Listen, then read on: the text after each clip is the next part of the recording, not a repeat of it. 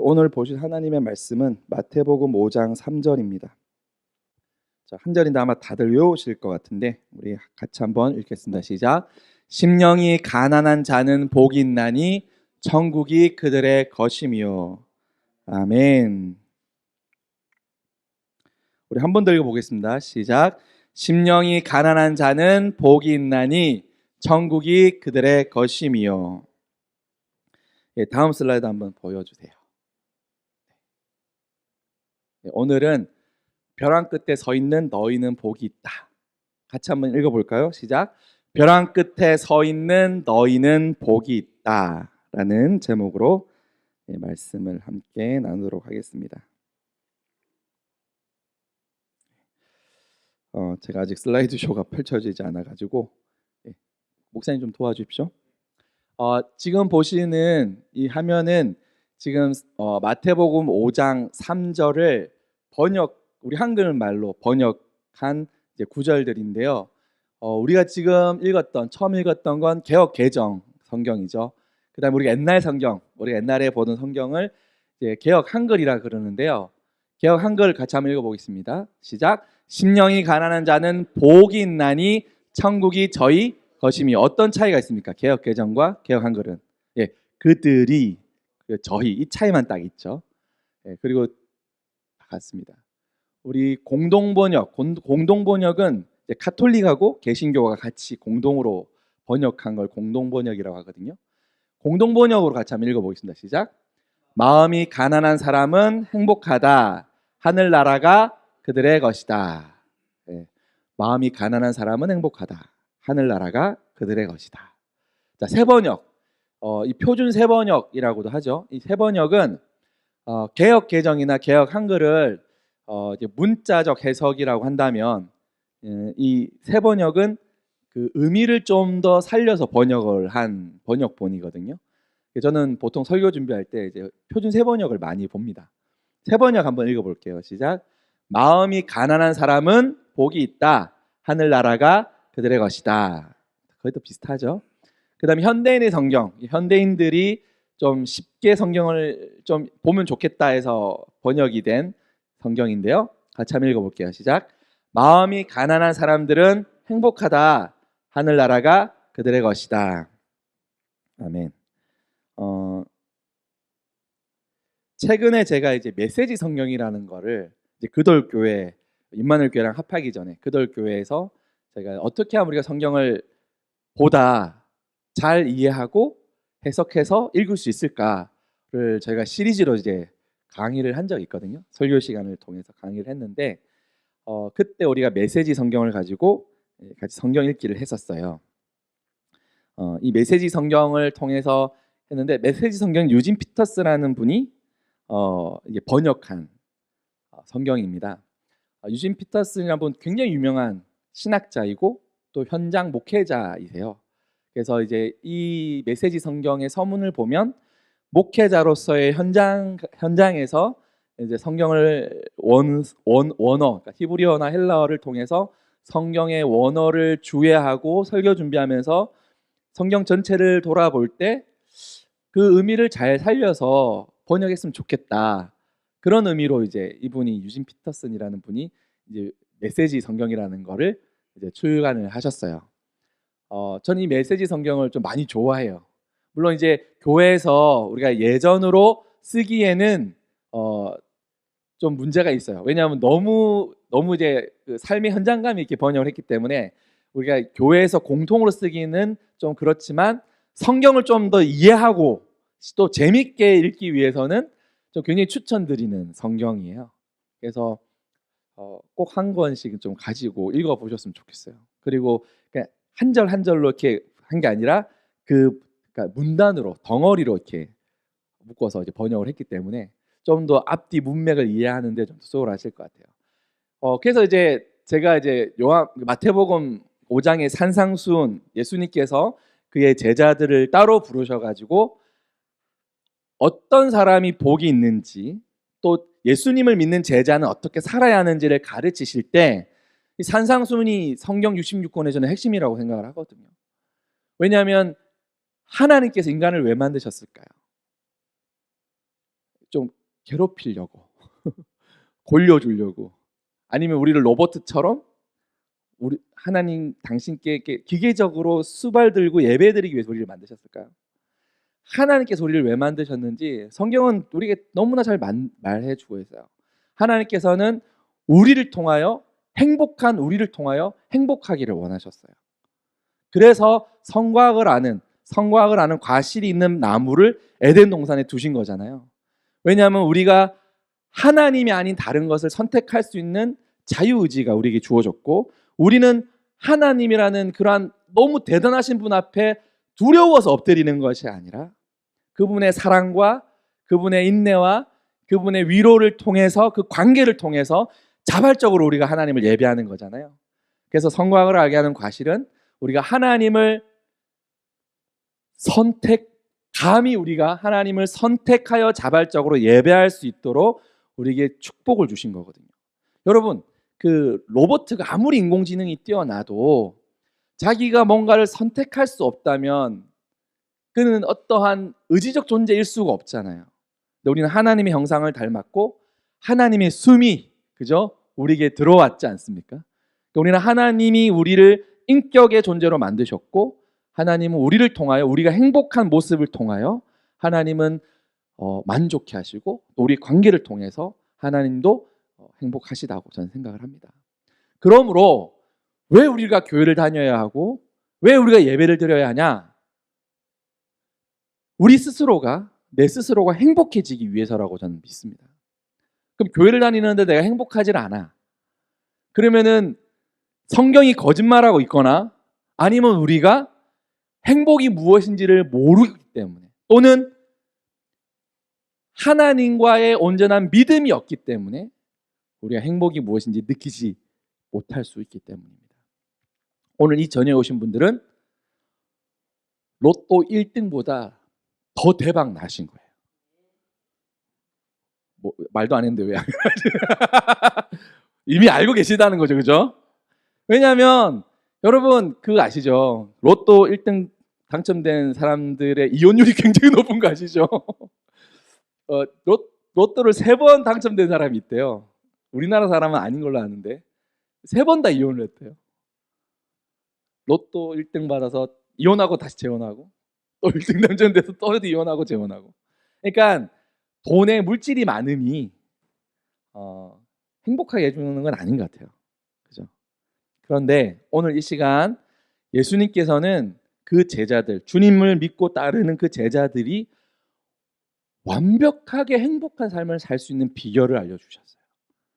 그 비결을 우리가 알 때 우리는 행복해질 수 있습니다. 오늘 이 자리에 오신 분들은 이제 행복을 가르칠 수 있는 분이 되셨어요. 그리고 행복한 것을 삶으로 보여줄 수 있는 분이 되셨습니다. 굉장한 거죠. 그게 하나님의 나라의 비밀이에요. 우리만 아는, 예수님을 모르면은 절대 알 수 없는, 우리만 아는 비밀입니다. 이미 다 알고 계시죠? 그냥 복습을 한번 해보도록 하겠습니다. 자, 그럼 행복은 무엇일까? 우리 사전적인 의미를 한번 볼게요. 행복은 사전적 의미로 보면 이미 알고 계신 말이기도 하지만, 복된 좋은 운수라고 그래요. 운수. 네, 행운하고 비슷한 말이죠. 그리고 생활에서 충분한 만족과 기쁨을 느끼어 흐뭇한 상태, 그런 상태를 말하는 거예요. 그러니까 결핍이 없이 꽉 차 있을 때 우리는 뭔가 행복함을 느낀다는 거예요. 그런데 이게 운수라고 이야기를 하잖아요. 무슨 말이냐면 내가 행복하고 싶어도 행복해질 수가 없어요. 특별하게 어떠한 운이 좋아야만 행복해질 수 있다는 의미가 여기 있는 거죠. 그러니까 예수님을 믿는다는 거는 이 이 우주에서 여러분은 어마어마한 행운을 받으신 거예요. 왜? 예수님을 믿어야만 진정한 행복을 알게 되기 때문에. 별로 안 좋아하시네요. 자, 불행. 그럼 반대로 불행은 뭘까요? 불행은 그 반대 말이죠. 생활에서 충분한 만족과 기쁨을 느끼지 못한, 결핍되어 있는 상태.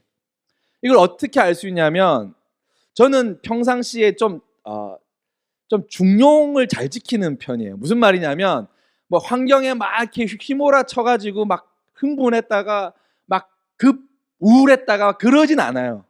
그냥 어느 정도의 행복한 상태가 좀 유지가 되는. 주변 사람들이 보면 저라면 늘 웃는다, 늘 쾌활하다, 늘 명랑해 보인다 이런 소리 많이 하시거든요. 제가 굉장히 낯을 잘 가리고 또 제가 이렇게 굉장히 소극적이고 내성적이라 그러면 아무도 안 믿으세요. 근데 전 정말 낯을 굉장히 가리거든요. 처음에는 제가 친해지기 되게 힘든 사람이에요. 근데 한번 딱 친해지면은 간쓸게 다 빼준 것처럼 친하게 지내는 그런 스타일이거든요. 근데 이제 아시는 분들은 제가 뭐 A형이라 그러면 안 믿어요. O형인 줄 아세요, 다 그냥. 어쨌든 제가 그러한 사람인데, 그러니까 어느 정도 일정하게 제 기분을 좀 유지하고 있는 편인 것 같아요. 그런데 이제 애가 다치거나, 애기가 이제 어릴 때 갑자기 이제 병에 걸려서 같이 응급실에 가면은 세상 막 끝난 것 같은 거예요. 어떻게 해야 될지는 모르겠어요. 우리들의 슬기로운 의사생활인가? 그 드라마에도 보면은 어떤 아기 엄마가 병원에 응급실에서 난리 치잖아요. 의사 나오라고. 이게 알고 보니까 소아과 의사야, 그 사람이. 그러니까 자기가 의사라도 자기 자식이 아프면 어쩔 수 없는 거예요, 이게. 저도 이제 건이가 어릴 때, 하나는 그런 적이 없었는데 건이는 어릴 때 응급실을 몇 번 갔었어요. 열이 막 40도가 넘고.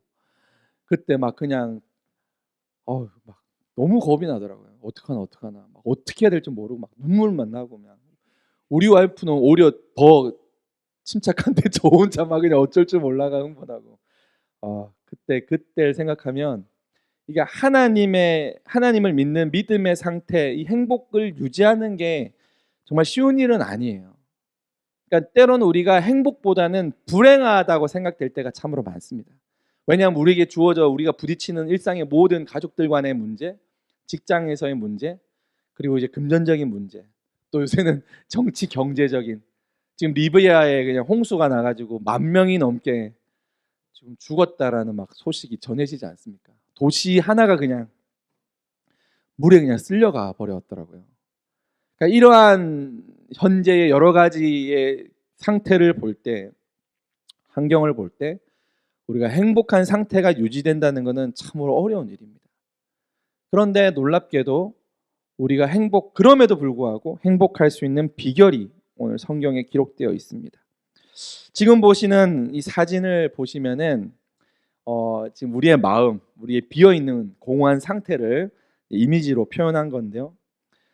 우리 비어 있는 마음이 채워지려면 충전을 해야 되잖아요. 충전을.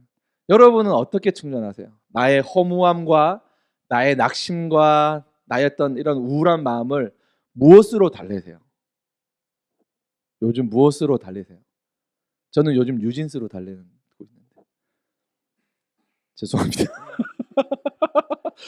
아닌 척 하지 마시고요. 임영웅 아닙니까, 임영웅? 저희 어머니는 임영웅이던데. 세상의 무엇인가로부터 우리는 우리의 허무함을 달래고 있어요. 그래서 학교에서 애들이 오고 직장에서 또 집으로 돌아오고 같이 저녁을 먹고 다 휴대폰 들고 저녁을 먹고 다 휴대폰 들고 방으로 들어가고 화장실 갈 때도 휴대폰 들고 가고 다 유튜브 보고 있어요. 유튜브 보고 짤 보고 밈 보고 그러고 있죠. 우리가 그렇게 우리의 공허를 뭔가로 달래고 위로받고 싶어 해요.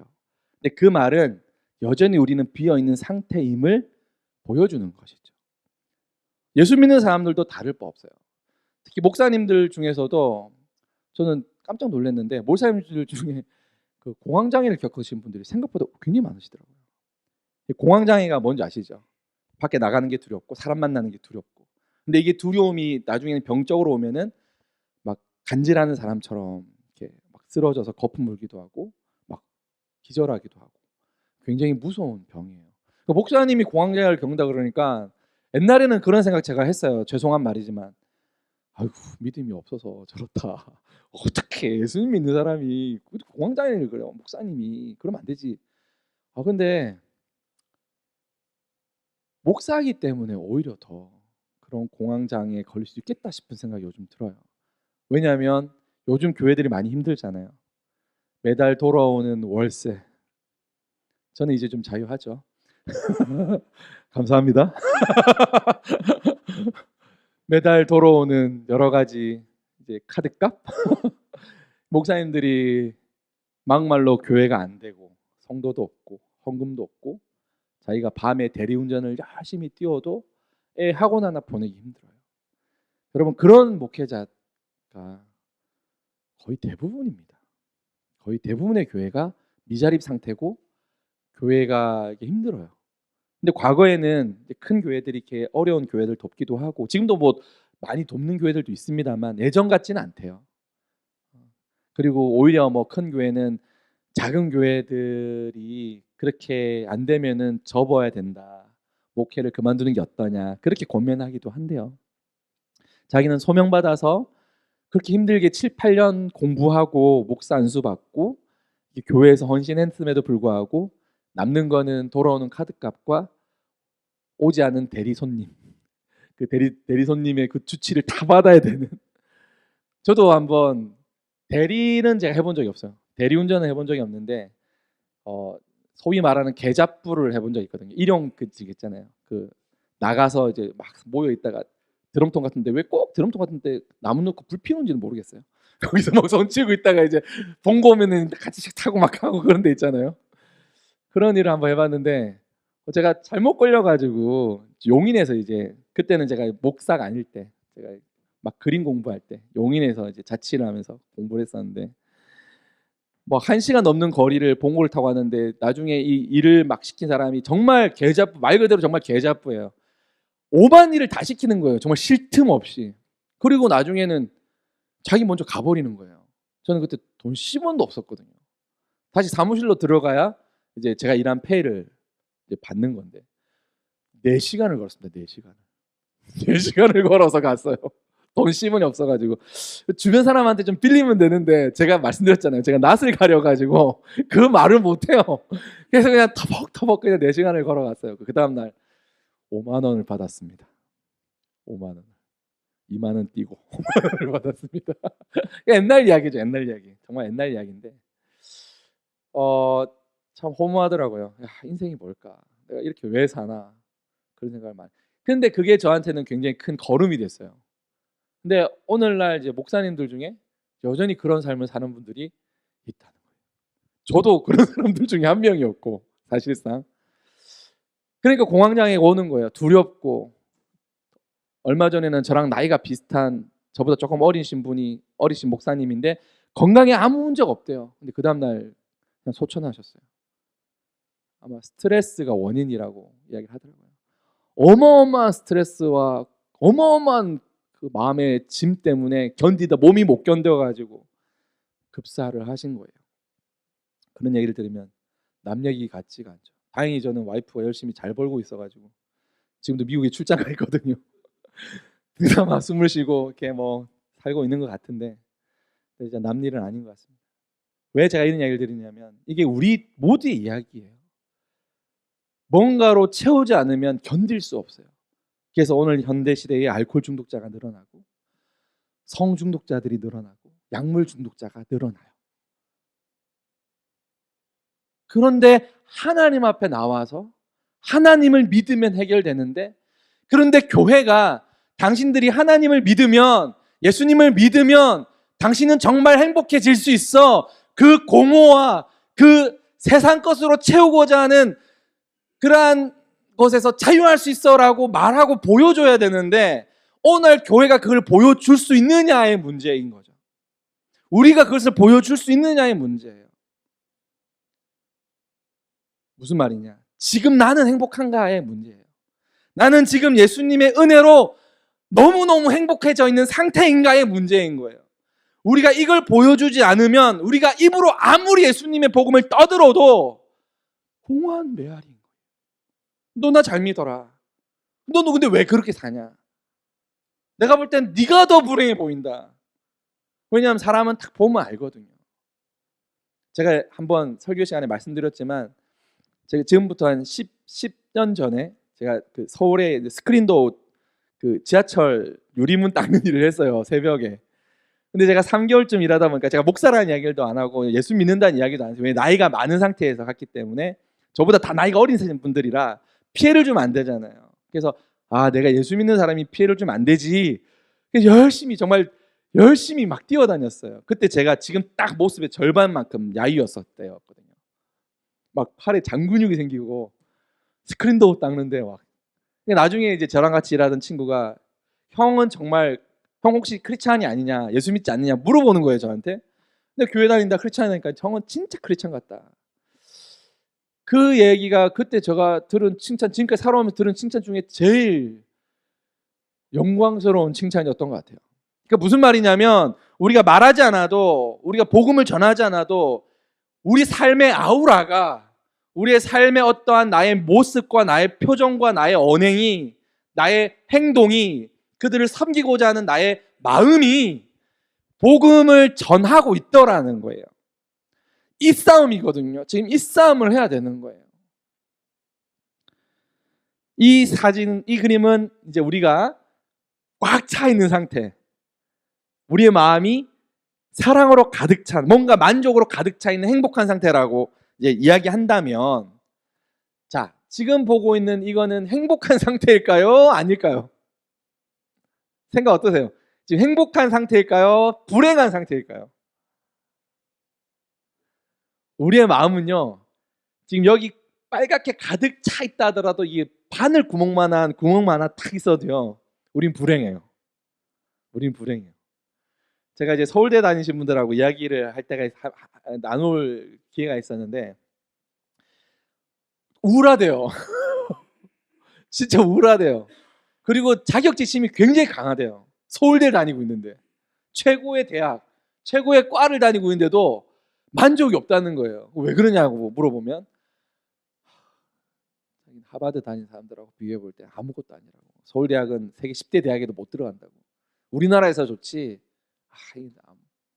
그런 생각을 하시더라고 실제로. 그러니까 우리가 뭔가 많이 가졌다고 해서 행복해진다고 생각하지만 절대 그렇지 않아요. 99%를 가져도 1%가 부족하면 우리는 불행한 상태예요. 여기서 우리가 잘 이걸 분별하셔야 돼요. 이 정도면 나는 행복해. 그 방심하는 순간 그 마음을 비집고 사탄이 우리에게 그 불신의 가라지를 심는 거예요. 불신의 씨앗을 우리에게 심는 거예요. 그러니까 우리가 완벽하게 행복해진 상태가 아니면 우린 다 불행한 상태거든요. 자, 그럼 어떻게 되느냐? 오늘 이 복음이라는 말을 헬라어로 마카리오스라고 합니다. 마카리오스라고 하는데 한번 같이 해볼까요? 마카리오스. 마가린이랑 좀 비슷한데요. 마카리오스. 마카리오스가 이게 행복. 금방 우리가 읽었던 본문에서 하나님께서 우리에게 복이 있다 할 때 이 복이 마카리오스라고 합니다. 근데 이 마카리오스가 정확한 의미를 우리가 이해하려면 이 성경에 행복이라고 번역되는, 복이라고 번역되는 이 단어가 3개 정도가 대표적으로 나오는데요. 첫 번째가 율로게토스라는 말입니다. 이게 높이다, 높여주다, 찬양하다라는 의미에서 복되다, 행복하다, 이건 하나님과 인간의 어떤 상호 관계를 의미할 때 사용되는 단어예요. 그러니까 지금 마카리오스는 그런 의미는 아니에요. 하나님과의 관계에서 오는 행복은 아닌 것 같아요, 그죠? 그럼 두 번째, 유다이모니아라는 이제 행복이라고 번역되고 복이 있다, 행복하다라고 번역되는 단어인데요. 이거는 아리스토텔레스가 사용한 철학적 의미에서의 단어로서 어떤 인간의 행복한 상태, 이거 결혼했더니 행복해, 이거 차를 샀는데 행복해, 야 오늘 저녁밥 너무 맛있어서 행복해 할 때 일반적으로 쓰는 행복이라는 단어예요. 그리고 마지막으로 이 마카리오스라는 단어인데요. 오늘 본문은 이 마카리오스라는 단어가 사용되었습니다. 복이 있다 할 때. 이 마카리오스의 뜻은 위에 그 1, 2번과 비교할 때 분명하게 이제 드러나는데요. 첫 번째 율로게토스라는 말과 이 마카리오스를 비교해 볼 때 이 율로게토스는 말 그대로 상호작용이라고 했잖아요.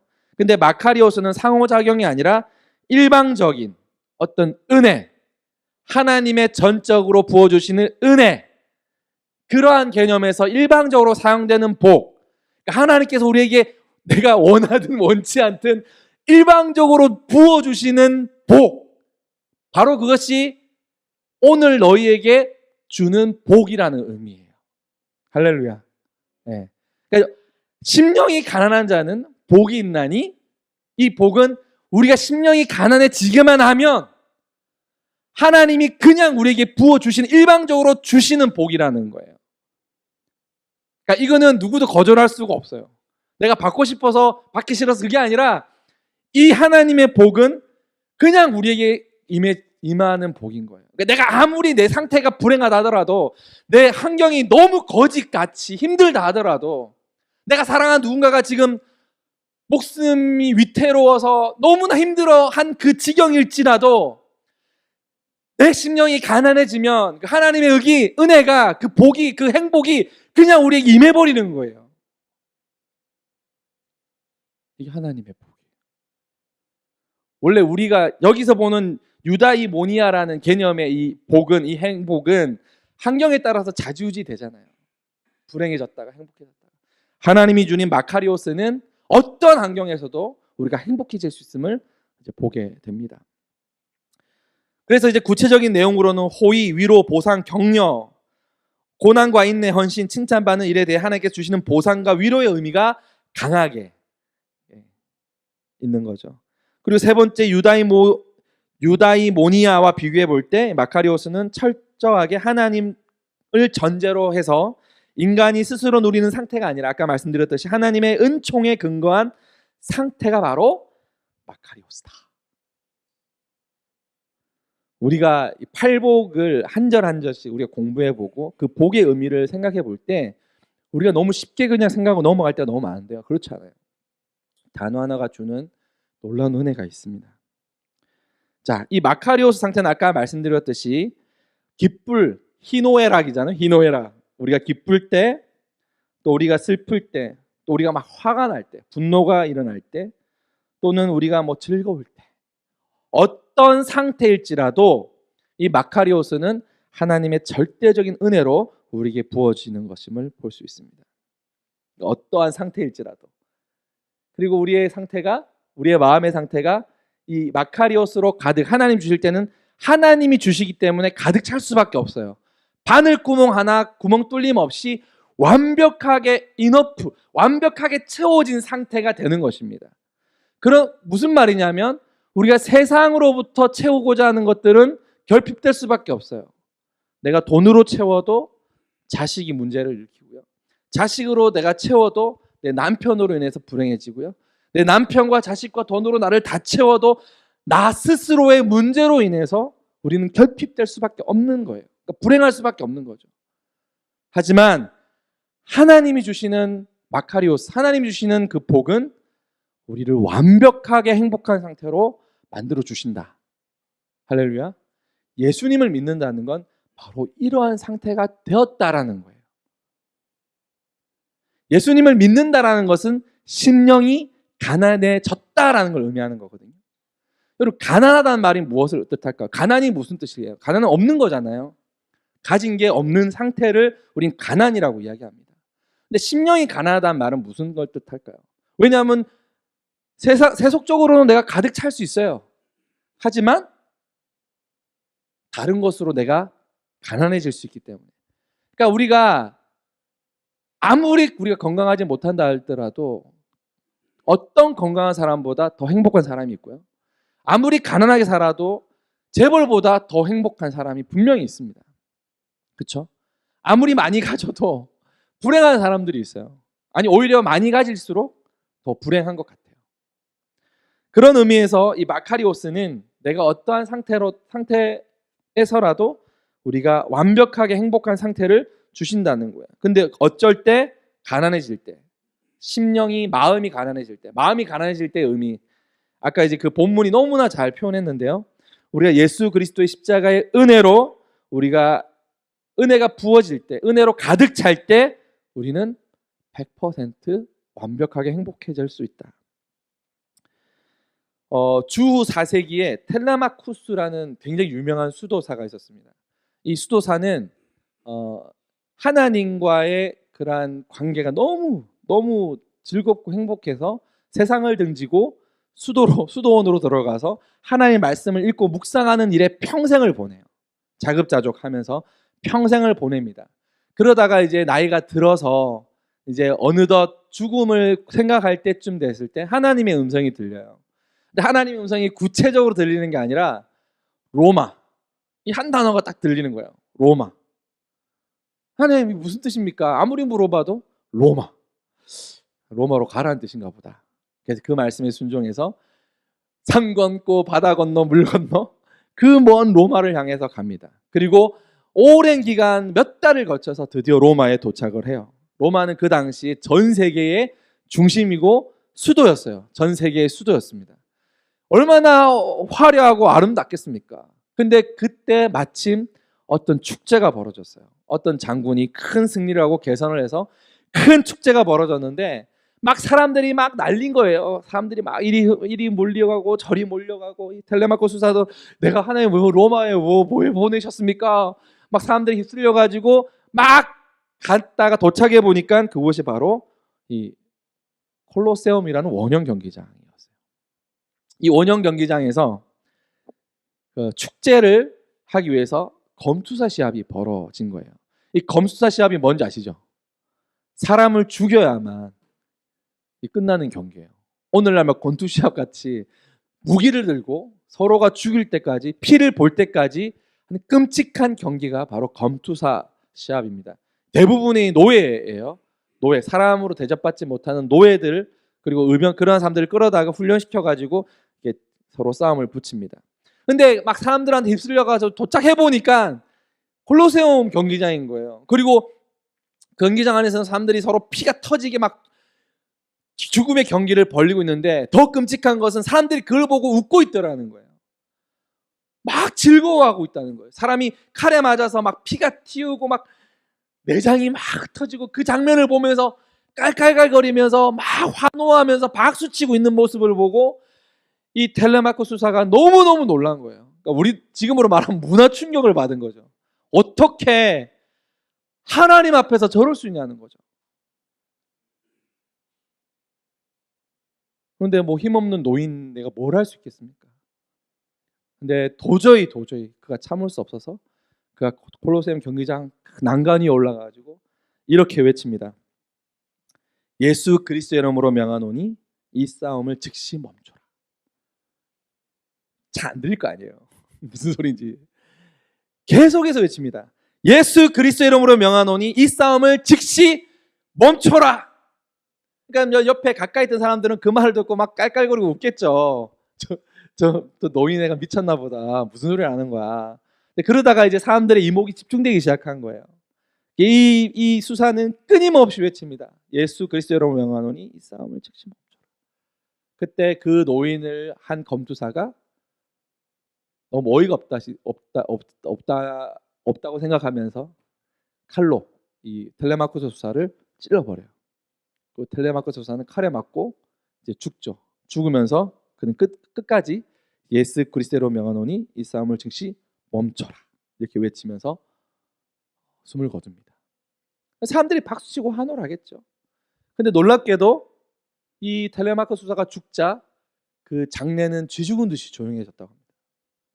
그리고 금방까지 박수를 치고 환호하던 사람들이 한 사람 두 사람 그 원형 경기장을 빠져나가기 시작했다는 거예요. 이것이 바로 주후 391년에 일어났던 사건이고, 이 사건 이후로 더 이상 검투사 시합이 없어졌다고 이야기를 합니다. 놀라운 일이 벌어진 거죠. 이 텔레마코스 수사, 그가 뭐라고 힘없는 노인일 뿐인데, 근데 그가 하나님의 음성을 듣고 그가 도착한 곳에서 그는 주어져 있는 그 환경을 바라보고 그것을 향해서 환호하는 이 끔찍한 지옥과 같은 세상을 향해서 예수 그리스도의 이름으로 명하노니 이 싸움을 즉시 멈춰라 고 이 한 문장을 외쳤을 뿐이에요. 근데 그곳이 더 이상 죽음의 일련의 축제가 멈추게 된 계기가 된 것입니다. 기적이죠. 할렐루야. 텔레마쿠사 수사는 어떻게 이렇게 할 수 있었을까요? 그는 그의 목숨이 더 이상 소중하지 않았기 때문이 아닐까요? 왜냐하면 이미 너무나 완벽하게 행복한 상태였기 때문에. 여러분, 누가 어려운 사람을 도와줄 수 있습니까? 부족함이 없는 사람이 어려운 사람을 도와줄 수 있습니다. 누가 시간을 내어서 슬퍼하는 형제를 위해서 시간을 내어 그를 신방하고 그에게 식사를 대접하고 밤새 그의 이야기를, 그의 울면서 한탄하는 그의 소리를 들어줄 수 있을까요? 이미 행복으로 가득 차 있는 사람, 모질함이 없는 사람, 마음이 부유해져 있는 사람만이 그 형제를 위해서 도와줄 수가 있어요. 자, 그럼 우리는 무엇으로 완벽한 행복의 상태를 충전받을 수 있을까요? 하나님, 예수님만 의존하는 상태일 때 그게 가능합니다. 심령이 가난한 것은 바로 그것을 의미하는 거거든요. 예수님께서 그의 제자들을 향하여 심령이 가난한 자는 복이 있나니 천국이 저희 것이며 하나님의 나라가 저희 것이며, 이 유진 피터슨은 이것을 너무나 잘 저는 번역했다고 생각을 합니다. 같이 한번 다시 읽어볼게요. 시작. 벼랑 끝에 서 있는 너희는 복이 있다. 너희가 작아질수록 하나님과 그분의 다스림이 커진다. 하나님의 나라는 하나님이 다스리는 나라잖아요. 지금 내가 하나님이 다스림에 순복하고 있다면, 순종하고 있다면 우리는 어디에 살고 있는 거예요? 하나님의 나라가 이미 우리에게 임한 거예요. 할렐루야. 그럼 하나님이 뭘 주신다고요? 너에게 행복을 주시는 거예요. 그냥 임해 버리는 거예요. 그냥 그 상태가 되어 버리는 거예요. 이게 예수 믿는 사람의 비밀이에요. 그럼 우리는 왜 불행하다고 생각할까요? 여전히 왜 결핍됐다고 생각할까요? 예수님이 아닌 다른 것을 의지하고 있기 때문입니다. 나를 의지하고 있고, 나의 능력을 의지하고 있고, 또는 우리 신앙생활 할 때 나의 신앙을 목사님께 의지하는 분들도 많아요. 절대로 그러시면 안 돼요. 목사님들은 말씀을 잘 가르칠 뿐이에요. 여러분의 인생에 그 어떤 것도 책임질 수가 없어요. 그 어떤 도움도 드릴 수가 없어요.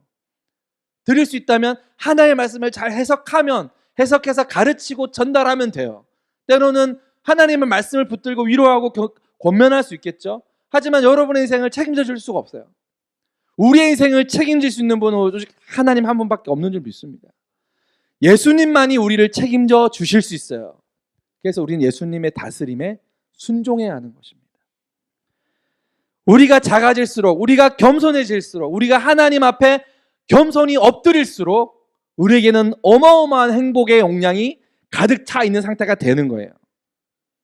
그때 우리는 우리보다 어려운 누군가를 행복을 나누어 줄 수 있는 그런 제자가 되는 줄 믿습니다. 나는 행복한가? 한번 생각해 보십시오. 지금 나는 행복한가? 나는 행복한가? 강도희 목사 설교 들으니까 행복하지 않으면 안 될 것 같긴 한데 행복한가?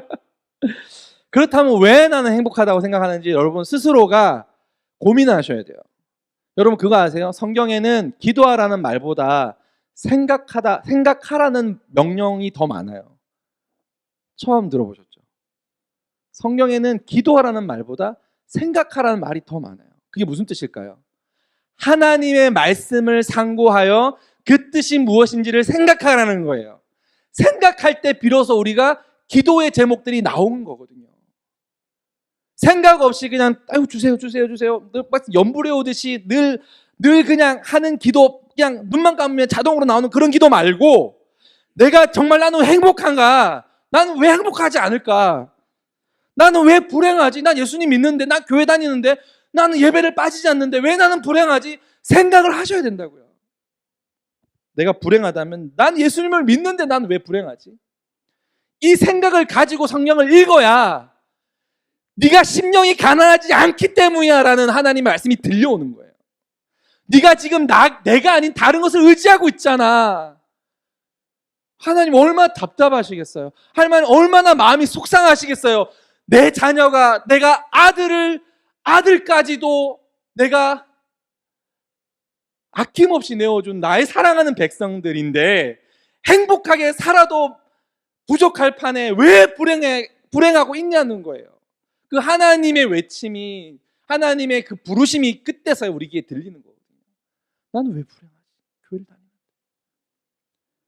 그렇구나. 내가 하나님이 아닌 다른 것을 의지하고 있구나.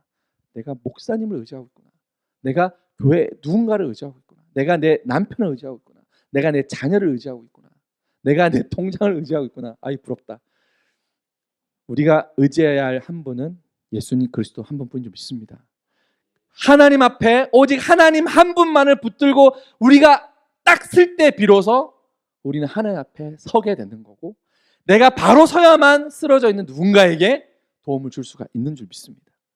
오늘 이 자리에 있는 우리 모두가, 또는 영상으로 이 설교를 듣고 있는 우리 성도 모두가 하나님만 의지하고 하나님만 붙들고 참된 행복을 누리며 그것이 무엇인지를 깨달으며 그것이 무엇인지를 경험하며 우리에게 주어져 있는 이웃들을 돌아봐 섬기는 그런 진정한 행복을 가진 주의 백성들 되기를 주의 이름으로 축원합니다. 이 시간 우리 한번 기도하시겠습니다.